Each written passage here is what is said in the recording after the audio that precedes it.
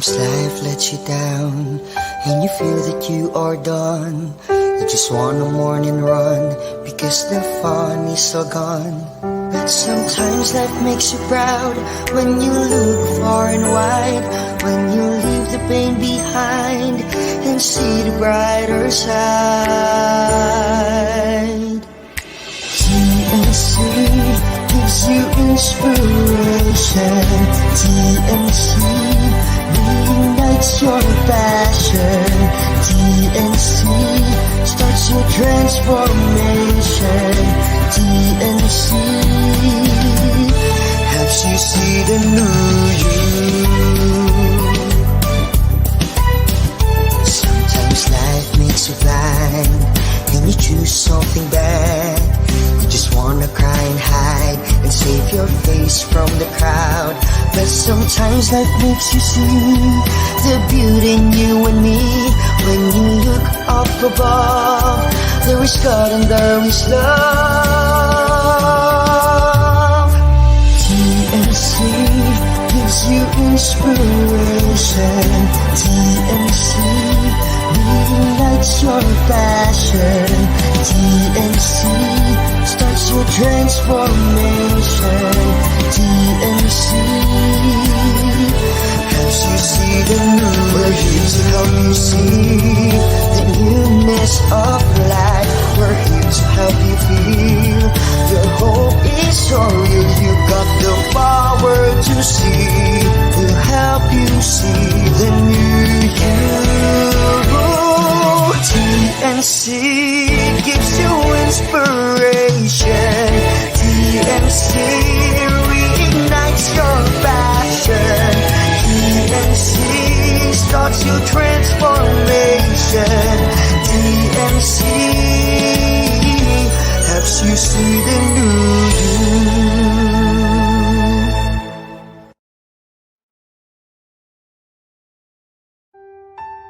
The new channel.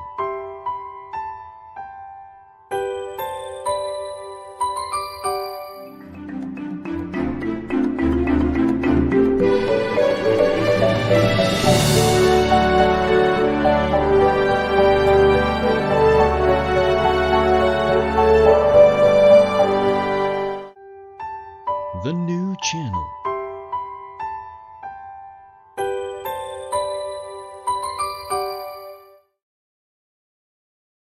The views, opinions, and insights expressed in the following show are those of the hosts, producers, guests, and viewers.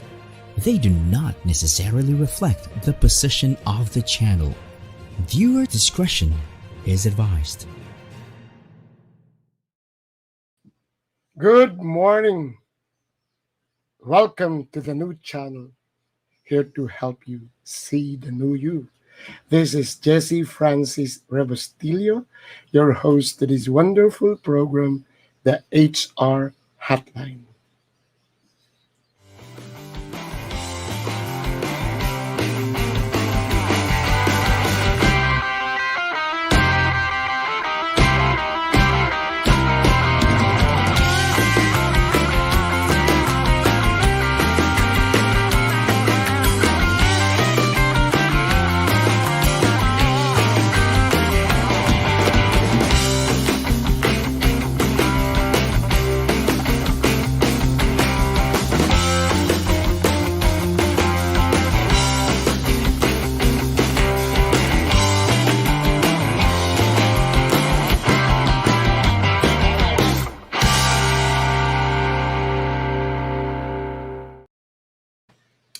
It's a wonderful Saturday. It's a sunny day. And my apologies, I was absent for 2 consecutive episodes. It's because I was so deep with my webinars in the morning, and then also deep with an activity with PMAP. And I will have to mention this to our director. On the 23rd, we are going to, actually, we are now a year. Just imagine that. 7 episodes, and they're already a year. Anyways, today we're going to celebrate, of course, not only Rizal Day, it is his birthday today in 1861, June 19, but tomorrow we're going to celebrate Father's Day. And I read in a meme that it's only tomorrow that we celebrate Father's Day because all the rest of the year we celebrate Mother's Day. Anyway, yes, I did invite some of my friends to be guests in our episode today. And I would like to share this with you. It's really a little bit funny. Some of them actually did not refuse, but I can, I came from Inquirer and I can read between the lines. There were those, I'm very sure, are here already, so excited to share Father's Day. There are those that are really would like to celebrate and give tribute to their fathers, gone or still living. But there are those that I can see. And one of them was really brutal, telling us that there is something, a little gap of his present state with his recollection with the father. I'm trying to look for the right words so that I cannot hurt anybody. So it's actually, I thought, something that will be a comfortable topic, but I think it is a ticklish issue. Now let me start. I really miss my dad. I will not shed a tear, but I miss him. A lot of people may say that I am a mama's boy. No, it was my brother. Johnny was the mama's boy. I am a daddy's boy. And of course, my sister, Dana. I mean, one of those, this is a secret of mine. When I was a kid, and I can still remember that if they want me to sleep, I should sleep beside my dad just to, what do you call this? Langhap, smell the musk of my dad. And recently, I attended that mass on Sacred Heart of Jesus.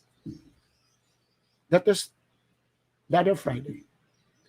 And then when the song on the Sacred Heart was sung, I was listening to the voice, the booming voice of my dad. And I cried like a baby. So I am a daddy's boy.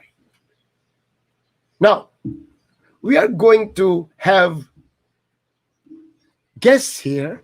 One of it is Judy. Judy, you are here already. And can we also know how many are also here of my friends? That it's actually a tribute. This is HR Hotline and this is HR Moments. Let us try to look into, come into a conversation and using it on the slant of HR. In management, we usually label styles in management as paternalistic, as fatherly.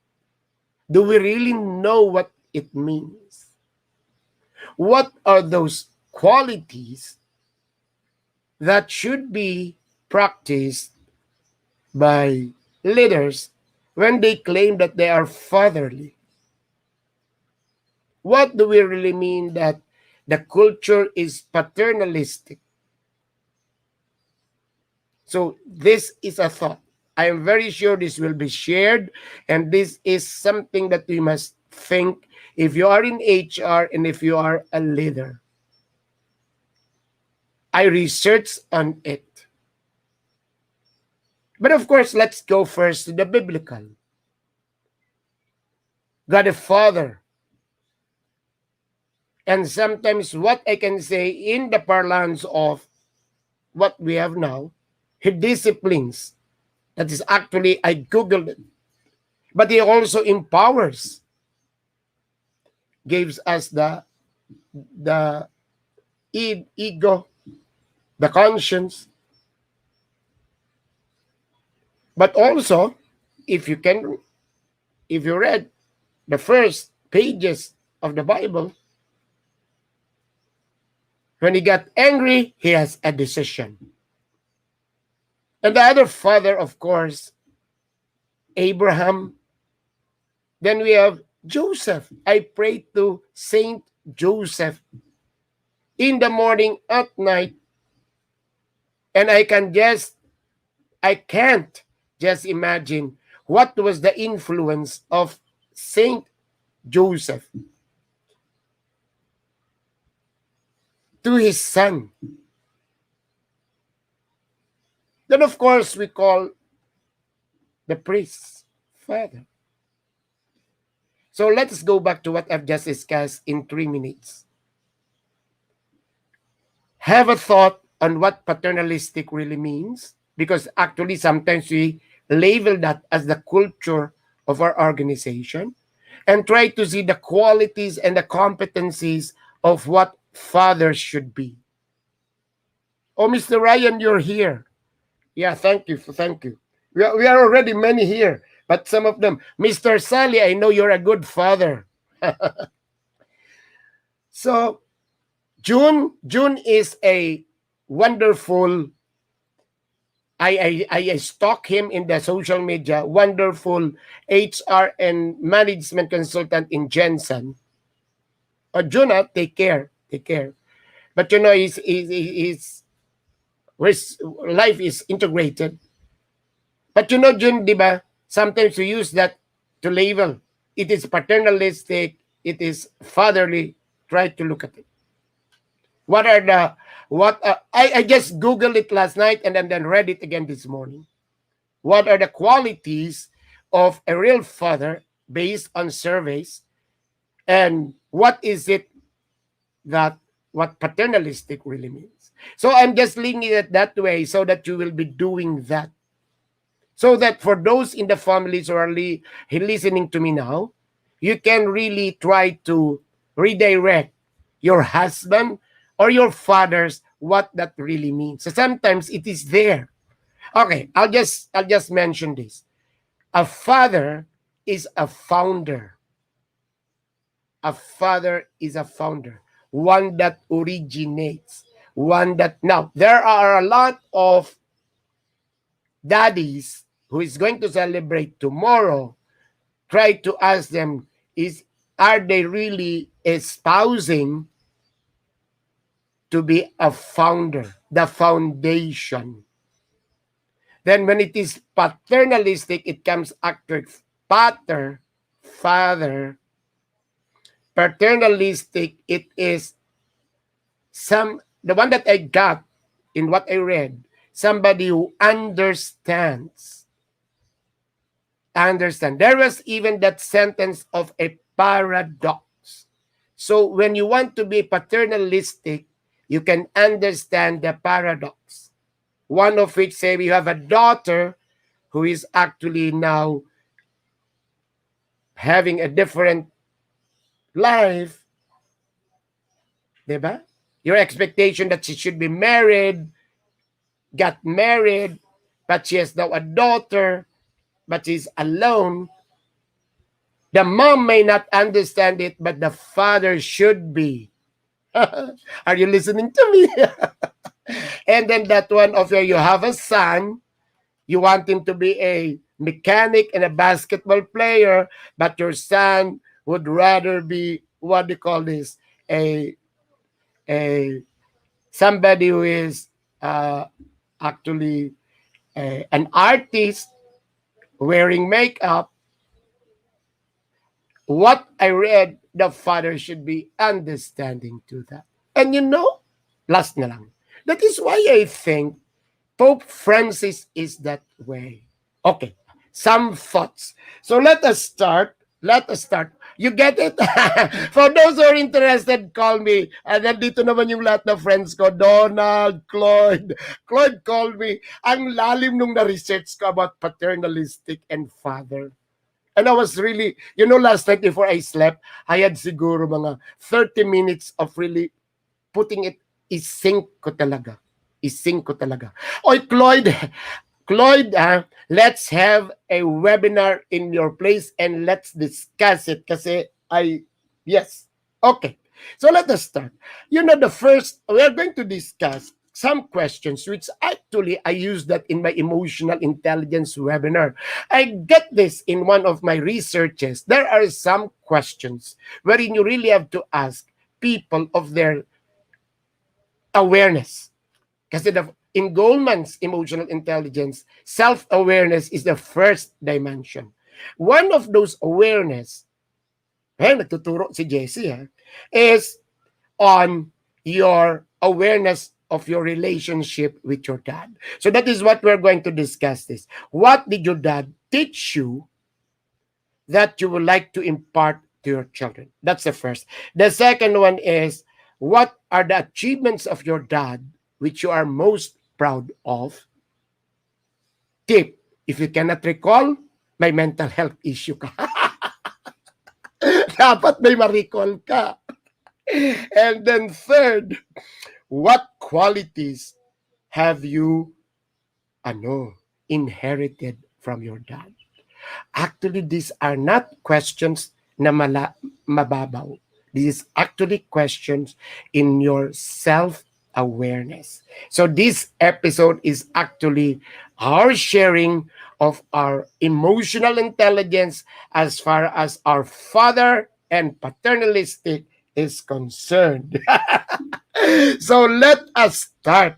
Okay, si Judy talaga nasa States, pero sabi niya gusto niya talagang mag-join. Judy, share with us, what were those things that your dad teach you that you like to impart to your children? Sabi ni Judy, a great father sacrifices his own comfort for their children. Ay nako Judy, mapapaiyak ako sa iyo ha.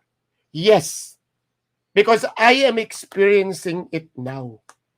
Before this, I went out to buy liampo. And I was thinking, why is it me going out to buy liampo? Because I have two adopted sons. I don't want them to starve. You sacrifice to think that I'm going to prepare for this. Yes, Judy, I really admire your dad. I don't know if he's still alive or if he's still already gone. But yes, the operative word is sacrifice. And I don't, Judy, can you, if you may, can you tell us what are those sacrifices? Who else here? Donald, I can still remember. Donald's father is my uncle. So try to think. Donald is a cousin of mine. Papa Siling. You know Papa Siling?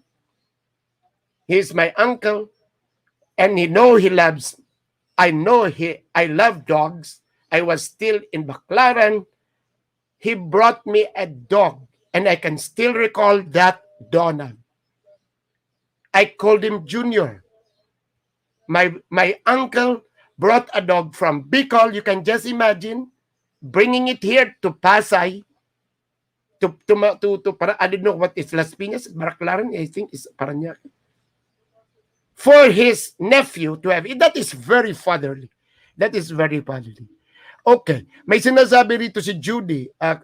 Can you catch it? My dad taught me to uphold integrity, to be honest in all dealings, and to fight for your rights. Let me discuss that. Although he's passed away in 1985, pero may raming sinasabi rito si Judy. He is my hero. Nabasa ko yun dito. Sabi ni Judy is my hero. Director Monica, can we... Yeah, my dad is my hero. I miss my dad too. But can we go back to what Judy shared with us, yung mahaba? I will discuss that is it. My dad taught me to uphold integrity. Right. So sacrifice and integrity. Integrity, Judy, I have my own definition of integrity. Achieving what is expected from you. So that means that what you expected from your dad, he did it. The other one is to be honest in all dealings. Yes. Sometimes, kung ano ang ginagawa ng matanda, gagayahin ng bata. And to fight for our rights. That is empowerment. I really love your dad. Yeah, very, very, very similar. Judy, kaya ako may ugali rin na, very, hindi naman aggressive, assertive, because I got it from my dad. I got it from my dad. I remember before, but he claims his seat, he claims he's in the land. Yung parang, you have to be assertive of your rights. Remember, we are from Bicol and we are actually provincianos. So I saw it to him and maybe I have that. That cannot be very positive, but I got it from him. So, pasalamat na kapag-aral ako, pero what I got qualities from my dad, similar to Judy, is that we are empowered and we have to be assertive of our rights. We have here, who else here? We have here Jeneline Insyong. Jeneline is from Batangas and she's with the city government, provincial government, and she's with POPs. Welcome, Judy, as a professional member of POPs. What did my dad teach me that I will impart to my children? God-loving. Why God? And prayerful. Simple living. Self-spoken. Peace-loving. Contented. Persevere in times of trials. Accept challenges in stride and move on. Good name and reputation. Friendly. Proud to be achievements of his children. This is very typical of a Batangueño. Of a Batangueño father. I can see my brother-in-law. Bobby is a Batangueño and I can see that. Jeneline, are you in a way related to me, got in Siong? Tell me, kasi we used to work together in labor before. Can Director Monata, can we go back again to what Jeneline shared with us? Yes, God-loving. Ang hirap po magmanifest na God-loving ang father to the children. I admire fathers who praise the rosary with the children. If you are Catholic, if you are a born again, I really would admire a father who will bring your children to the services. God-loving and prayerful and simple living. Yes. I can see that with my younger friends. I've been telling them that do not actually teach your children to really feel that they are actually living a vida loca. No. Simple living. Yes, Jeneline, that is very nice. That is very nice. Then we have here from Judy. Judy, we are 9 siblings. Oh my God. And my dad and my mom, worked so hard for us to finish our education. He came from a humble beginning. My dad is also a Batangueño. Nakikita ko yan eh. Yung dapat nakasambalilo. Oh. These are something regional traits, but regional traits really affect. I hope Femari Kabantag is already here kasi we came up with a framework, and that is part, that the first part of the framework is discovery, and then the talent management, as the framework says, starts with the family unit, and the father has a great influence to that. I am waiting for her if she is here. Gat in Siong, my husband's relative. Oh my God. Tell your husband that I really admire Gat in Siong. So she's related to Irene. Irene was my boss. Irene. But I work with Gat in Siong. I am so privileged that my first job was actually with the Department of Labor, and I work with the then Secretary Ople, and specifically with Mr. Insyong, which is why you can see the passion in me. That is where I got it. I was a fresh provinciano at the time. And I can say that both were very fatherly. And I think we can say that what do you say, Secretary Ople was paternalistic. O yun, ayan ang assignment natin sa lahat. Kay Claude, kay Mr. Chong Ryan, si Mr. Navarro, yung lahat na sa HR dito, try to look into that and it will be wonderful. Alam mo, Claude, if you read it, if you try to look at it, because I know you're a father, ano ka talaga, mapapahinto ka. So we are here. Oh, nandiyan na si Mr. Ryan Navarro, napakahaba ng kanyang. Director Monica, can we spot on inviting all the fathers and everyone to devote more ourselves to Saint Joseph? I love you. Love you talaga, Ryan.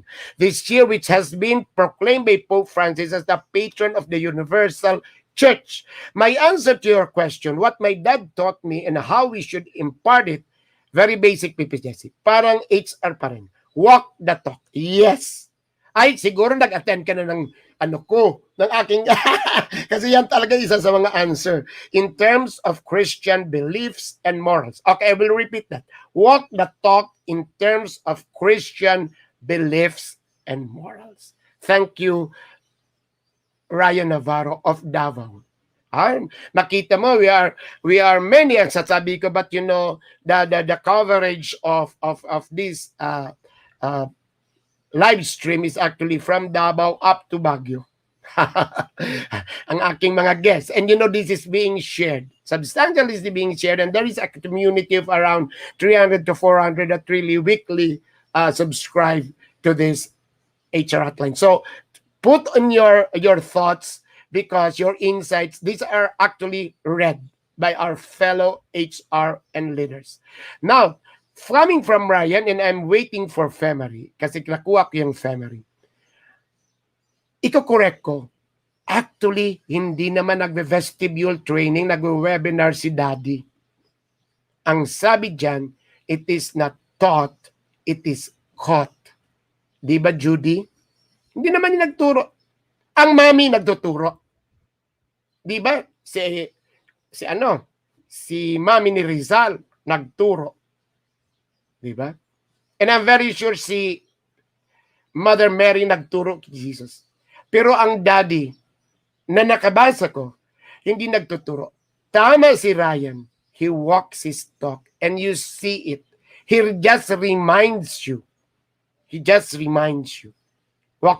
It is not taught, it is caught. At ito yung processing sa emotional intelligence. At this time that I am 64, you are 50, you are 30,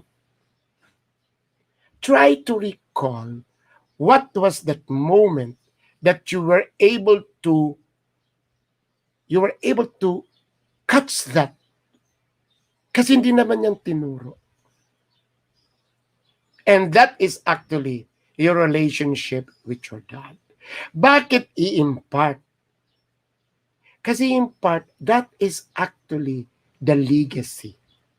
The legacy. Diba? Kaya nga sinasabi, if you look at it, ang Bible, hindi maternalistic ha. Sasabihin na naman ako nag-discriminate, hindi. Kasi tingnan mo yung lineage ni Jesus from Jesse, diba? From the root of Jesse, then to Abraham, and then to Tanong mo, ang iba nga dyan hindi naman blood-related. Saint Joseph, hindi naman blood-related. Hindi biological. Pero ano ang tinuturo ng Bible sa atin? Ayan, nagturo na si Jesse. That one. What is it that we catch? See? So, ano kaya yung na-catch ni Jesus kay Saint Joseph? Basing it sa sinabi ni ni Ryan. Ryan, regards to your family. I know your whole family is listening to me. And hugs to all the children listening to me. Ryan Navarro, di ba? Ryan, text mo nga sa akin. Ano kaya yung na-catch ni Jesus kay Saint Joseph? Kasi sigurado hindi naman nag-webinar si Saint Joseph. Hindi. Ano kaya ang competency ni Jesus na nakita doon sa karpentero? Lahat tayo mag-isip.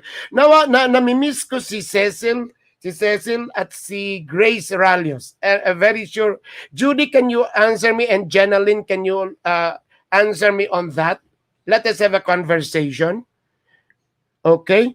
Yes, si Jerry. And right after Jerry, then we will have a break, Director Monica. Yeah, can we spot on Jerry? My father was my first teacher and role model in public speaking. See? Kaya ang galing-galing ni Jerry, talo ako niyan. Really, Jerry, can you share with us? Your father was really a public speaker? Talaga? Where? In Davao, Jerry? Diyos ko, excited ako. Basta ang boses ko tumaas, excited ako. Talaga, Jerry? Really? And what is his name? So a wonderful Jerry. Just imagine, yung the one who taught, Jerry is a perfect public speaker, professional speaker. And then just imagine the one who taught it was his dad. Grabe, talaga. Then we have here Mr. Ryan Navarro. Pagbigyan natin Director Monica. What does Ryan Navarro tells us here?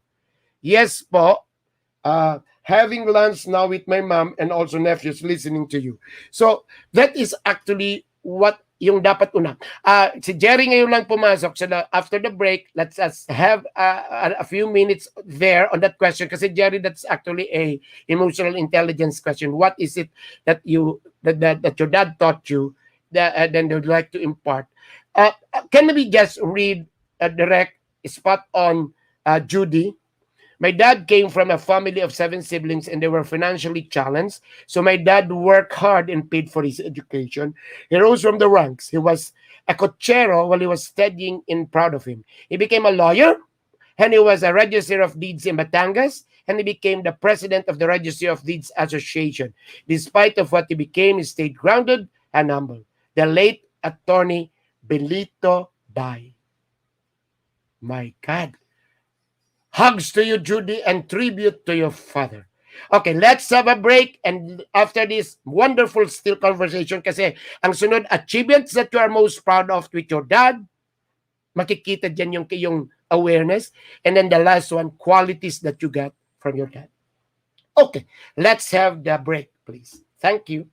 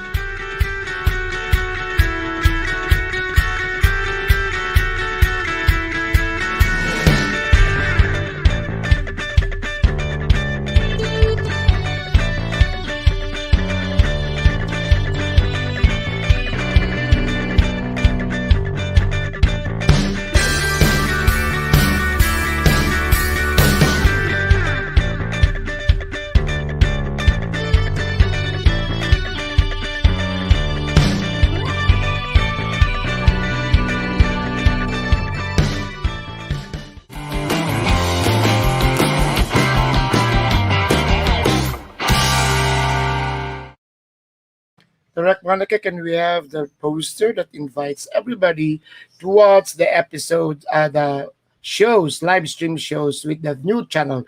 It's just very easy. You log on to the Facebook page or the YouTube page and then look for the new channel and then you can watch. And it's easy. You can watch it in your gadgets. So while watching maybe your traditional TV, you can also watch. And these are all wonderful programs. Okay, so let's go back to our conversation.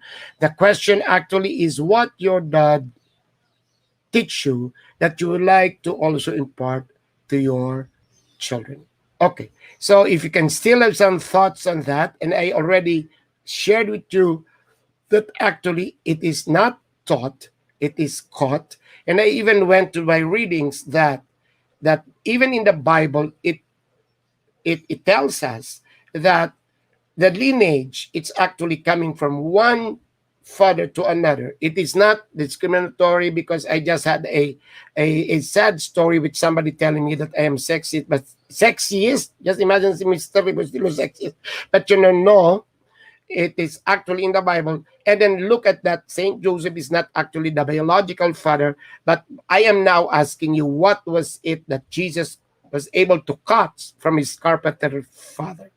So, what was it that your dad taught you that you would like to impart? And this is actually your legacy. And this is actually your emotional intelligence, if you are aware of that. Let us go to the other side. If you think you don't really like what your dad did, then you have to maybe correct it now, because you would like to have your son to be a little bit uh, straight, rather than what you have seen to your dad. But let us go on the positive. The positive is that father is a founder, and paternalistic is understanding. And of course other qualities. Jerry, I would like to have some discussion on this, because I found out that we have been teaching paternalistic culture and the style, the fatherly style, but I think we're not really hitting it right what it is. So the other question I would like to ask, all we are many here in the room, I would like to ask your thoughts and insights to tell us. Now it's your tribute time. What is it that an achievement of your dad that you're most proud of, and why? I will start. You know, my dad, he was a lawyer and he was a judge, but I think his greatest achievement, I think it was his understanding. His greatest achievement in the ups and downs in his life, he was able to muster it, and he was able to understand it. So I think the greatest achievement that I can see, sabi ni Judy kanina, integrity. Yung the greatest achievement that he did that I can now recall is that he was able to understand what about life and what he went through and what was going through when he was still alive. He was telling me about his experiences during the war, and then how he was really facing it. So sometimes now that I'm faced with the pandemic, all the ups and downs in my career, I just think of what I've seen with my dad. That he was, I think the word for that is resilience.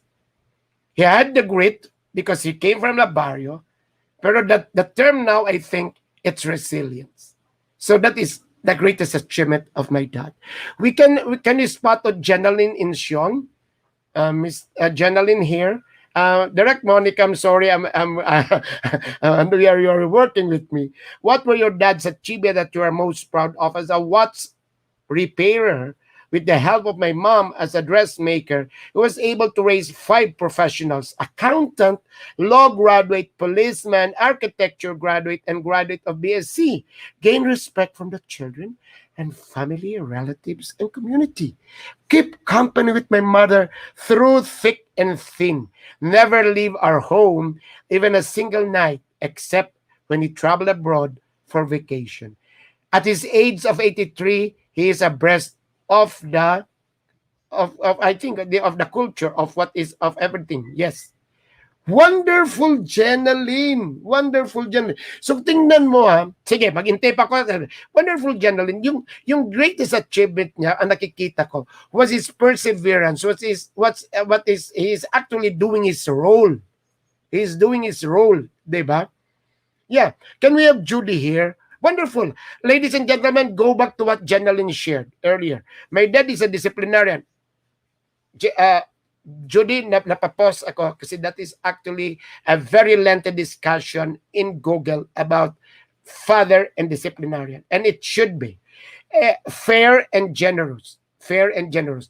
Ito actually, ang sinasabi mo rito, what do you call this, Judy, is actually those things that I read. These are the operative words for what is yung paternalistic.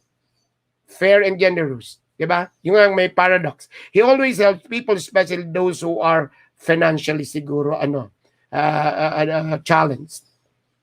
So yeah. So that is actually ang makikita mong achievement. So tatlo na kami ha.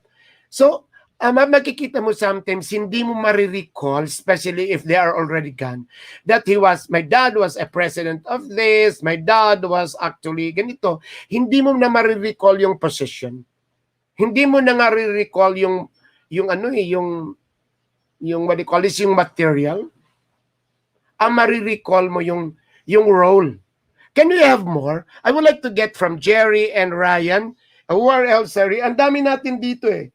Grace is already here. I was waiting for you. Grace, can you give me your thoughts on the two questions that we had already? Grace Ralios, and I know we'll be learning from you. That one is what your good dad teach you that you like to impart to your wonderful children now, and then we are now discussing what were the greatest achievements of your dad. Okay, financially challenged. Yes, Judy. Yes. So yun nga ang makikita. And still, this is our emotional intelligence. Alam yan ni Jerry. Alam mo kung hindi mo yan, yung mga tanong ngayon, kung hindi mo yan matasagot, may pag-isipan mo. Kasi this is your awareness, yung self-awareness with your relationship with your dad, at manganganak yan. These questions of mine. Okay. May sabi rito si Ma'am Grace Ralios. Can you spot on Ma'am Grace? Yes. Ma'am Grace. Okay. May late dad at si Buano Leyte. Basahin ko na lang dito kasi maliit dito sa chat. By ancestry, was self-made accountant, lawyer, and chief of legislative in Congress. He was known as a defender of the poor. He was well known as a principle that I live in my life and teach to my children. Thank you. Ang sinabi dito ni yung principle, maprinsipyo. Alam mo ngayon wala na akong naririnig na yan. Alam mo ito si Jessie, maprinsipyo, hindi nga ang label sa akin eh. May prinsipyo ba ako? Ang tanong. Yeah. Ang maganda ito kay he was well known as a principled, maprinsipyo, that I live my life and teach to my children. Self-made. Diba? So, ang greatest achievement niya was self-made. Diba? So yun. What else? Can I have more insight? Dalawa na po ang nadidiscuss natin. What was taught to you? And the other one, what do you think was his greatest achievement that you are most proud of now? Yep. So ito nga, kay Ryan, can we spot on Ryan? Director Monica, can we spot on Ryan? Humanly speaking, nakakalungkot talaga kwento ng tatay ko. He had no achievements at all. That is why when I was growing up, I hated him for that. I judged him. Hugs, Ryan. I judged him as a tamad because he wasn't able to look for another job after being unemployed during the height of the martial law, where the economy was really bad. However, when I had a chance to renew myself by having community in the church, I realized that with or without any achievements during his lifetime, I accept him as a perfect father. I love you, Ryan. Napapayak ako sa iyo, Ryan. Oo naman. Kasi the mere fact that he was there is enough. You know, sometimes kasi yung expectations natin napakalaki. But Ryan, mag-usap tayo mamaya. Ryan, ang masasabi ko, his greatest achievement was just there. Just being there is enough. Kung ako mag-process niyan. For all those who's going to, para bang ganun in the context of an organization, there are those that are already old, mga ano. Kaya niya, si Mr. Gokong Wei, ganun. O si tatay, dito sa SM. Sometimes they are just there. Ang ginagawa daw ni Mr. Gokome, nagbibilang lang ng sinsilto. I think, Ryan, your dad, you may have a lot of expectations. But tingnan mo, na-feel mo, just enough. My dad, whenever after he was retired, he was just there. He was just there. He wakes up early in the morning, puts on his shoes, and we were angry with him kasi bakit saan ka pupunta? Bakit ka nagsasapatos? But that is my last recollection with him. That he was just there. The father image. Ay, mahirap kaya yan. Na mayroon kang Ryan, you're lucky. You have that father image. Kahit na sabihin mo na nandyan lang siya. Nandyan lang siya. But of course, you really have to appreciate that now na nandun si daddy, nandun si tatay, nandun si papa. Diba? And I would like to share this with you. I have friends who are actually not so good in relationship. The other one is having some problems with the wife. The other one, nakikita ko, these are young, 32. The other one is 28. They really would like to see their sons, to see their daughter. So makita ko, kahit na ang tingin siguro ng asawa niya, parang, nako, wala kang makita rito kay ganito. I will not mention kasi baka nakikinig. Pero the mere fact that the father was really trying to reach out. Yung isa nga, nandun sa nanay, hindi niya mapuntahan. Ay, naku, Ryan, mag-usap tayo mamaya. Grace Ralios, can you spot on Grace? The best legacy my dad left us with my mom was their strong faith in God as Catholic. I am most proud of that as I inherited and live it. He always, and what do you call this? El hombre propone, Dios responde. Oy, ang halalim niyan. Hindi ko yan alam. Paki-translate. It's the anchor of his values. He was also a handyman in the house. I am that too because of self-reliance. I have a toolbox because of that. Even I am a woman. Uy, napapayak po ako, Grace. Yes. Yes. May mga daddy na ganun eh. Yung nangungumpuni. But what I struck me, Grace, is actually lucky of us if you had it and you are really blessed. If you cut again from family, if you were able to cut it from your dad, you're being spiritual now. Kasi mas malalim yun. As I told you, I was in in the mass for the Sacred Heart of Jesus, and when the hymn was sung, I was crying like anything because I was listening the voice of my dad. That is where I get literally, and then So alam mo yung mga daddy ngayon dito, if you're a Catholic, pray the rosary with them or pray with them, or if you are a Christian, pray with them, or if you're a Muslim, try to pray with them. So that they will have. Pero maganda yung sinabi ni Grace dito, na yung he is nagkukumpuni. Of course, may mga daddy na pagdating pagod, na nakaupo lang. Pero there are a lot of, di ba, guys, na things that your mom cannot really do. Alam mo, I would just like to ask, tell me honestly, among my friends, you are all ang dami na natin dito Sino ba rito ang nakaka-recall na nakandong ka pa ng tatay mo? I just would like to check. Let's have a survey. Magsabi mo, ako po. Let's have a survey in this conversation. Sino pa ang nakaka-recall na kinandong ka ng tatay mo? Okay, Grace Ralios here. El hombre propone, Dios responde. It's a man that proposes, but it's God who disposes. I will use that. Yes. Yeah. You propose about this man. Okay. Si Grace me. Yes. Si Judy. Yes, Grace. You can still recall that. And then si Judy, can we spot on Judy? Judy, anong sinabi ni Judy? Achievement of my dad are the people he was able to help. Yes. At siguro Judy, nandiyan pa yan. At kahit nawala na siya, nagpupunta yan sa inyo at nagkikita. There are times na maraming pumupunta sa Legazpi, Christmas. Hindi naman, wala na si daddy, but nagta-thank you. Ay, si Jenny naalala po niya. Yeah, si Judy, naalala niya pa na kinandong ng daddy. Ako, mayroon akong picture. Ay, gusto mapapayak ako. Sabi ko, hindi ako iyak. Oh, may picture ako kasama ako ng daddy. Oh. And it's here in my room. Yeah. So tomorrow, when we had our breakfast, recall that. Diba? Kasi, may sasabihin ako siya. I would like to share this with you. You know, so I teach emotional intelligence. I read this also. It's not original. Na ang mommy, until she dies, she's a teacher. A lot of you raise, Judy, you have children. Ay, Diyos ko, ang kulit-kulit mo are articulate. I'm very sure of that. Pero ang daddy daw, iba ang psychology ng daddy. Ang daddy daw is, may hangganan, mayroong nag-graduate eh.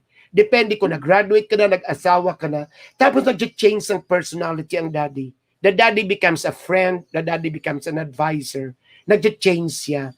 So, itong mga tinatanong ko yan, it is actually emotional intelligence. You have to recall that. When was the last time that? Kasi, di ba, kung may asawa ka na, your dad becomes a friend. Iba na yung relationship. So, dapat tayong lahat must be able to remember, especially if you're a woman, try to recall your relationship with that, and that is your emotional intelligence. Yung kayong confidence, how you treat your husband, how you treat, depende yung how your relationship with your dad. Yun. Ang lalim po nito. One time, I would like to place on the screen siguro si Jerry, si Grace, or sino pa rito. Let's discuss it. Si Judy, kasi I would like Judy to be on the screen. Let's discuss that.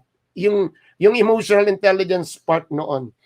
Naiyak si Pipi Jesse. Oo nga, naiyak nga ako. Namimiss ko yung kandong at yakap ng daddy ko. Yeah. Ano nga yung song, Grace? I know Grace is a very musical and artistic person. Yung sa ugoy ng duyan. Diba? Sa ugoy ng duyan. So this is how we have to celebrate Father's Day. Not the pizza pie, not the ice cream. Diba? You know, what we have to tell when we celebrate Father's Day now, tell them who our fathers are so that our children will be able to know. So we have here Grace. Can you spot on Grace Ralios? I recall when I had a fever and was terminally ill at age of 5 of typhoid fever, my dad slept hugging me and he went to court for work in spite of doctor pronounced me to die at home. He brought us home, but mommy prayed. I got well by a miracle because of my dad and my mom's faith and love. Grace, I know you're really an honest person kasi in a previous episode, tinitingnan me earliest recollection. If you can still recall that, you're an honest person. Kasi ang mga taong hindi honest, walang earliest recollection of anything. So si Grace is an honest and integrity. Kasi nare-recall ako, kaya ako, ano mo Grace, rini-recall ko yung lahat ng mga, kasi daw honesty actually, one manifestation is you can recall in the past, positive and negative. Okay, so that is wonderful, Grace. Diba? You can still remember that. Then we have Mitch Gusi. Mitch. Okay, si Mitch. Kilala ko, I met your dad, Mitch, and he is actually very, very nice. Can you spot on Mitch? Good to see here. Mitch. My papa is a farmer and environmentalist. He brought eco and organic farming to the Philippines. Mitch, can you mention the name of your dad so that everybody here in the room will know? I met him. Diba? And then I would like to, I don't want to mention, ikaw na Mitch mag-mention it, the one of the Benito, yes. I met Mitch's father and it's very good. You know, the instance that we met, yung mga tao na para bang, the 3 minutes that you met, you already learned something from him. I remember we met in an event, a PMAP event, somewhere up there in Coco Life, and then I had a conversation with him, and then up to now, I can still, i-recall ko mamaya kung anong pinag-usapan namin, but it struck me. It struck me. Alam mo yung tinuturo niya sa akin noon, that one of taking organic supplement. I don't know, Mitch, bakit yun yung pinag-usapan namin ni daddy mo? I can still recall he was actually trying to tell me about taking it, and which I am now, tapos, tingnan mo, the serpentina, kanina kumuha lang ako ng dahon, si Grace kasi nakita ko rin yan eh. Kumuha ako ng dahon ng mangga, and then I am making a manga, what do you call that? You actually, ay gooey yung ano, pero iniinom ko yun. Mitch, sino nga yung pangalan ng daddy mo? It was my dad who influenced me to keep a journal. O, sabi ni Mitch, so yung journal, Edgar Guevara, it was our wellness month. Yon, na-meet ko yon, Edgar Guevara. Yes, Mitch, I can still recall your dad. Stately. May sinasabi rito, Ami, hello. Ami, ngayon ko lang nakita. Ami is my former office mate. Actually, she was my assistant. Pag nakatulog ako sa sofa, kakagarin niya ako, transfer sa bed namin. Ay, naku, Ami, napakagaling ng daddy mo. Ginawa rin ng daddy ko yan noon. See? Sigurado, Ryan, ganun din yung ginawa ng daddy mo sa'yo. Na kung makatulog ka kung saan, siya ang kakarga sa'yo. Sino ba rito na sa ulan o nakatulog, nanood kayo ng perya, tapos nakatulog ka sa ano ng daddy mo at daladala ka pa uwi? Kasi hindi naman madadala yun ng nanay mo. Ako ang nare-recall ko, Grace, ay, kutsino talaga ako. Every time that we enter the church, I will look for water. Mamam. Because I can still recall kasi hanggang mga 7 years old ako eh. Alam mo, ang daddy ko naiinis niyan, pero lalabas yan at maghahanap tubig. Kasi si mami, siyempre nagdadasal eh. Diba? And then there is, when my dad, can we spot on Judy here? When my dad died October 14, he waited for my B-Day October 3rd. Oy, nakakaiyak naman yan, Judy. He was agonizing October 10, but because of his love for me, he waited for my birthday. The following day, he passed away. Judy, sa tagal na pagiging close natin, ba't hindi mo yung kinuwento sa akin? Nakakainis ka, Judy.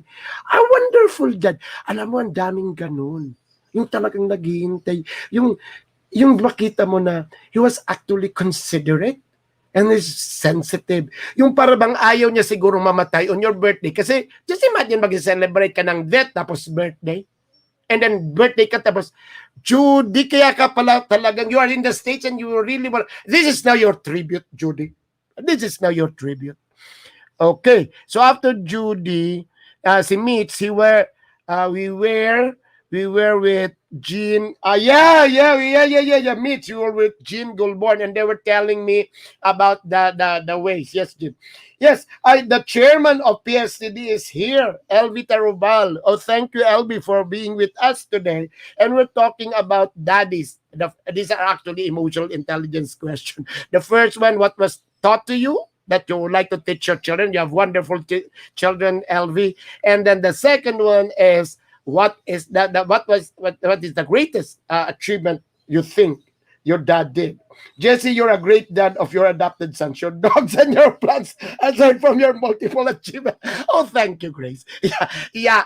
But I'm really would like to be still doing it. There are times that just this morning I was telling my other son, si Joven, up there, that you have to really clean the kalapatis that he has. So I'm a little bit ayun nga, considerate and sensitive. Kasi matatanda na ito. Hindi ka na pwede mag-act na you are so dictatorial. So, nag-iba nga yung personality. Yes, sabi ni Ryan, ay, kapag nakatulog ako sa sala, madalas ako pagising ko madilim at takot na ako. Ryan, kuruting kita dyan. Judy, I love you, Jessie. Yes, of course, I love you also, Judy. And take care there in the States. Okay, so yun nga. Last question kasi we'll just have around 10. O tingnan mo, nag-ano ka, umiyak kasi ako eh. That one of, what were the qualities of your dad that you think you have it now? Just tell us. Of all, we are many here in the room. We are many here in the room. Tell us how many, what were the qualities? Kasi it's the last. What were the qualities that you think? And hindi ko nga tinatanong what were the competencies. Okay. Sa sunod na yan, what were the qualities of your dad where you think you already got it and you're doing it? Yes. Yeah. Yan, nag-ano na si Direct. Oh, so let's have just 5 minutes. Oh, so what were the qualities? And then we call it a day. One or two. Can you share us what were the qualities of your dad wherein, may nagsabi na kanina, wherein, ito na ako. Ito na ako. Alam mo ang qualities na nakukuha ko sa daddy ko? Tradition. Of all the things that I got from my dad, tradition. Para akong buwang Grace, para ako buwang Judy. You know, Christmas, New Year, kahit na no, I follow the tradition because of my dad. Yung day ba bukas is a Father's Day, we must have a celebration kasi nakita ko yung sa dad noon eh. Magmahirap, mag-oras man tag-irap o tag-ano, and then you know, when it's Christmas, yung New Year, yung mga Chinese or the 12, yung parang, bakit ba ako ngayon that I'm so pragmatic na maghanap talaga ng mga bilog-bilog o magbahagis talaga ng, because I've seen that to my dad. I've seen that kay daddy. Yung ilawan lahat. So, what I got from my dad is actually tradition. Sa lahat na naiisip, kasi inisip ko kagabi, anong sasabihin ko bukas na I got from my dad, the quality. Actually, ang nakita ko siguro kay daddy tradition, that which I would like to na makuha din ni Berlo at ni Joven. Okay, so anong sinasabi rito? Sabi ni Judy, he told me not to stop dreaming and continue to learn. Judy, I really like your dad. He's an attorney, no? And he's from Batangas. And Janaline, God-loving. God-loving ang sabi ni Janaline. Simple living, soft-spoken, persevere under trial, accept the challenges, in stride and move on. Good name and reputation. Friendly, maintain car, shiny, and in good condition. Di ba? No. Pardon because sabihin ko nito. Di ba usually the usual curse is actually blank ina. Di ba? May oras nagkikipag-away ako nun sa Mandibay eh. Sabihin mo, blank ina. Di ba yung P-word? Sabihin ko, ay ang nanay ko hindi po ganon. Ang nanay ko ballet dancer. Ganon yun. Ano kaya kung ginamit tatay mo? Siguro kung tatay mo ginamit talaga, di ba? Isipin mo yan. That is just a food for thought. Okay, one more and then we call it a day. Can we have another instance? What qualities that you have? Sinabi na ni Jerry kanina, his public speaking. Kaya ganun siya. Diba? One more. Grace or Judy or Wills. What is it that the quality na nandyan na sa'yo? Okay, so with that, thank you very much. I would like to greet everybody here. Happy Father's Day. Mayroon dito si Judy. Can we spot on before I do my parting message? Judy here, 12 people to share blessings, simple life, integrity as my core value. Diba? So yan, nakikita mo na yan, Judy, sa'yo. Alam mo, sayang kasi, I was talking with Grace Bondad, I was talking with si Femery. Dito sa last question na ito, may sagot na siya nung tumawag sila sa akin kagabi nung na-receive yung message ko eh. Kasi sabi niya, alam mo Jesse, kung ano ako ngayon, kasi kay daddy. Sabi nila. Yun naman nagsabi sa akin mga friends ko eh. So, yun yung point. So that is where I started my parting message. We started the last question, the quality. Actually, that quality, it's not even taught. That quality is you cuts it, and you have it. Maybe it's in the genes, but actually it's the environment that is telling us. And then the environment is your dad. It's the influence. Going back, what did Jesus learn from the carpenter father? So that is the quality. So the qualities of Jesus is actually coming from Saint Joseph. And then what is the greatest achievement? If you look at it, it's not the laurels. It's not the crowning glory that we can recall. It's the role and spot on kasi that is actually the processing in emotional intelligence. You don't have to tell them. If you notice it, all of us are actually well off. Hindi naman tayo mahirap, hindi naman tayo mayaman, pero hindi natin nasasabi kasi sabi humble beginnings. And then that is what we call, they strive for it and they work for it. So those are the qualities. So ang gusto kong sabihin na parang that is what we got. The achievements that we are proud of because they were able to master. As I've told you, what is the greatest thing that I recall, the achievement of my dad, understanding what was happening. And that is what is that I'm doing now. Try to understand everything. Yung para bang let it pass. And I would like also to mention my lolo, mother's side, and my lolo, father's side.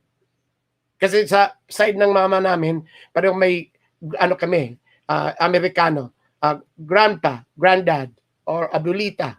Pag dito sa daddy naman, medyo Filipino, kami ni Donald, lolo yon, Lolo Hieronimo, and then si Papa Nitoy.